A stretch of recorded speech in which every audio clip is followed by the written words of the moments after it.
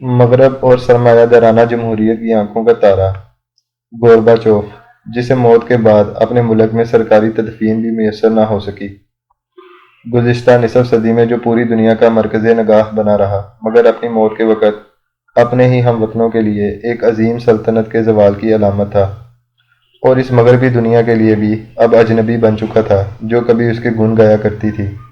اس سب کے باوجود جب اس کا جسد خاکی 3 ستمبر 2022 کو ہاؤس آف یونین کے بڑے ہال میں لایا گیا تو عمارت کے باہر ہزاروں روسی عام شہری موجود تھے۔ ان لوگوں میں اکثریت ایسے افراد کی تھی جو ولادیمیر پیوٹن کی آمرانہ حکومت کی گھٹن سے تنگ تھے۔ وہ کہہ رہے تھے کہ گورباچوف کی موت دراصل جمہوریت کی موت ہے۔ جنازہ اٹھایا گیا اور اسے روس کے مشہور قبرستان نووڈیوچ میں لاتعداد مشہور شخصیات کے ساتھ دفن کر دیا گیا۔ صدر پیوٹن کے ترجمان سے جب پیوٹن کی غیر حاضری کی وجہ پوچھی گئی تو اس نے کندھے اچکاتے ہوئے کہا وہ بہت مصروف تھے۔ دنیا بھر کے ممالک میں سے صرف ہنگری کے وزیر اعظم وکٹر اوربن نے آخری رسومات میں شرکت کی۔ اس کی بنیادی وجہ اس کے نظریات ہیں۔ وہ پورے یورپ میں مغربی جمہوریت اور سرمایہ دارانہ معیشت کا سخت مخالف ہے اور ایک ایسے معاشرے کی تشکیل چاہتا ہے جسے وہ لبرل ورک فیئر سوسائٹی یعنی مزدوروں کے حق میں متعصب معاشرہ کہتا ہے۔ دنیا بھر میں مضامین لکھے گئے، تعزیت نامے شائع ہوئے، پھر ایک طویل خاموشی چھا گئی۔ مغرب کی محبتوں کی علامت نوبل امن انعام لینے والا گورباچوف اپنے اقتدار سے معزولی کے بعد سے لے کر اب تک روزمرہ کے ایک محاورے کے طور پر بھی مقبول ہے۔ کوئی ملک، تنظیم، ادارہ یا سیاسی جماعت جس شخص کے دور میں اپنی تباہی و بربادی سے دوچار ہوئی ہو، ایسے شخص کو آج بھی اس ادارے کا گورباچوف کہتے ہیں۔ یہ استعارہ یا محاوراتی اظہار صرف ایک ملک تک محدود نہیں، بلکہ امریکہ کے مغربی ساحلوں سے لے کر آسٹریلیا کی مشرقی پٹی تک ہر کوئی اس محاورے کو بخوبی استعمال کرتا رہا ہے اور آج بھی کرتا ہے۔ ایک عہد تھا جو گورباچوف کے اقتدار سے علیحدہ ہوتے ہی ختم ہو گیا۔ 24 اگست 1991 کو وہ کمیونسٹ پارٹی کی سیکرٹری جنرل شپ سے کیا اترا۔ 75 سالہ کمیونسٹ انقلاب سائبیریا کی برف میں دفن ہوا یا باسفورس کی لہروں کے سپرد کر دیا گیا، اور صرف 4 ماہ کے اندر 26 دسمبر 1991 کو پوری دنیا کے مزدوروں کو بادشاہی کے خواب دکھانے والا سوویت یونین 15 چھوٹی چھوٹی ریاستوں میں تقسیم ہو گیا، جن میں 6 مسلمان ریاستیں Tajikistan, Uzbekistan, Kyrgyzstan, Turkmenistan, Kazakhstan اور آذربائیجان بھی شامل تھیں۔ کمیونزم کے آہنی پردے ہٹے تو سوویت یونین کی جو حالت سامنے آئی وہ کمیونزم سے پہلے والے مفلس و نادار روس کی دنیا سے بھی بدتر تھی، جسے ٹالسٹائی کے افسانوں کی بھوک اور افلاس کہا جاتا تھا۔ تاجکستان کے دارالحکومت دوشنبے میں اس آزادی کے 15 سال بعد مجھے جانے کا اتفاق ہوا۔ چند حکومتی ایوانوں کی سڑکوں کے علاوہ پورا شہر بجلی، پانی اور سڑکوں سے محروم تھا۔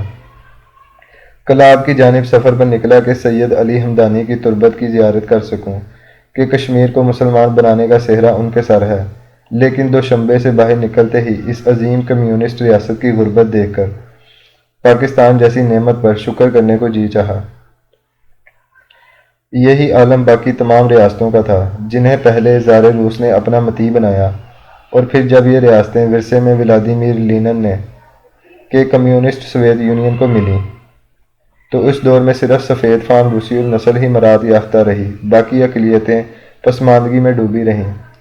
زار کے زمانے میں کم از کم اتنا ضرور تھا کہ ان ریاستوں میں بسنے والے مسلمان اپنے مذہب پر آزادی سے عمل پیرا ہو سکتے تھے، لیکن 1917 کے کمیونسٹ انقلاب نے تو مسلمانوں سے نہ صرف عبادت کرنے کا حق چھینا بلکہ ہر مسجد و مدرسہ کو تالا لگا دیا گیا۔ امام بخاری اور امام مسلم کے مراکز سمرقند و بخارا، ظہیر الدین بابر کا فرغانہ اور اسلامی تہذیب و تمدن کی علامت تاجک آبادی اپنی شناخت تک بھول گئی۔ دوشنبے میں آج بھی اورنگزیب عالمگیر کی بیٹی زیب النساء مخفی کا فارسی دیوان ملتا تو ہے، لیکن وہ روسی رسم الخط میں ہے۔ ہر کوئی اقبال کے شعر سنا سکتا ہے، لیکن فارسی میں انہیں پڑھ نہیں سکتا۔ ہر کسی کو اپنا نام روسی انداز میں رکھنے پر مجبور کیا گیا۔ کریم سے کریموف اور رحمان سے رحمانوف ہو گیا۔ اس 75 سالہ جبر کی کہانیاں کبھی باہر نہ آ پاتیں اگر سوویت یونین کی تاریخ میں گورباچوف نہ آتا۔ گورباچوف تاریخ کے اس دھارے کا ایک پڑاؤ تھا۔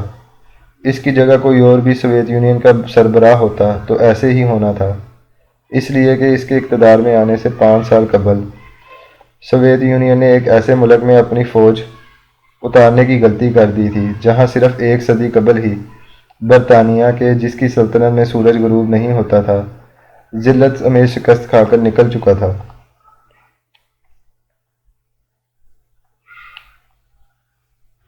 گورباچوف کا آغاز جارحانہ تھا۔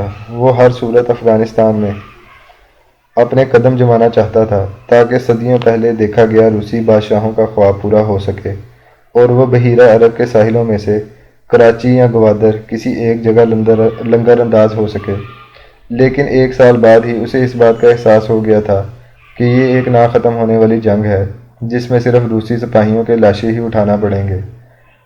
چرنوبل کے ایٹمی پلانٹ کے حادثے کے فوراً بعد اس نے افغانستان سے روسی افواج کی واپسی کا آغاز کر دیا اور امریکہ کے ساتھ ایٹمی ہتھیاروں کی کمی کے بارے میں بات چیت بھی شروع کر دی۔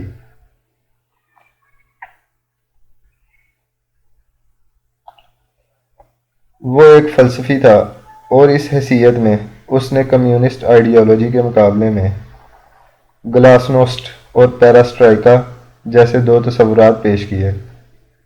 گلاسنوسٹ کے مطابق آزادی رائے اور جمہوریت کی اہمیت، اور پیراسٹرائکا کے تحت تمام معاشی پالیسیوں کو آزاد مارکیٹ کے ساتھ منسلک کرنا تھا۔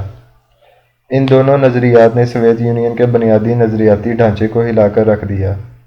اب مشرقی جرمنی والا کمیونسٹ مغربی جرمنی کی خوشحال زندگی کے خواب دیکھنے لگا، اور پھر ایک دن یوں ہوا کہ دیواریں برلن ٹوٹ گئی اور دونوں ملک ایک ہو گئے۔ گورباچوف کے نظریات نے نہ صرف سوویت یونین جیسی عالمی طاقت کا خاتمہ کیا بلکہ گزشتہ 150 سالوں سے چلنے والی کمیونسٹ تحریکوں سے بھی ان کے خواب چھین لیے۔ ساحر، فیض اور اختر الایمان کی شاعری بے معنی ہو گئی۔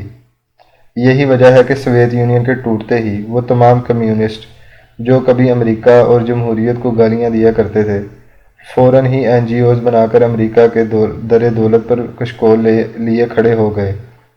1848 میں کمیونسٹ مینیفیسٹو سے جو عالمی تحریک شروع ہوئی تھی اور جس نے آدھی دنیا کو متاثر کیا تھا، 150 سال بعد گورباچوف کے ہاتھوں ایسی لہر میں اتری کہ آج اس کا کوئی نام لیوا تک باقی نہیں رہا۔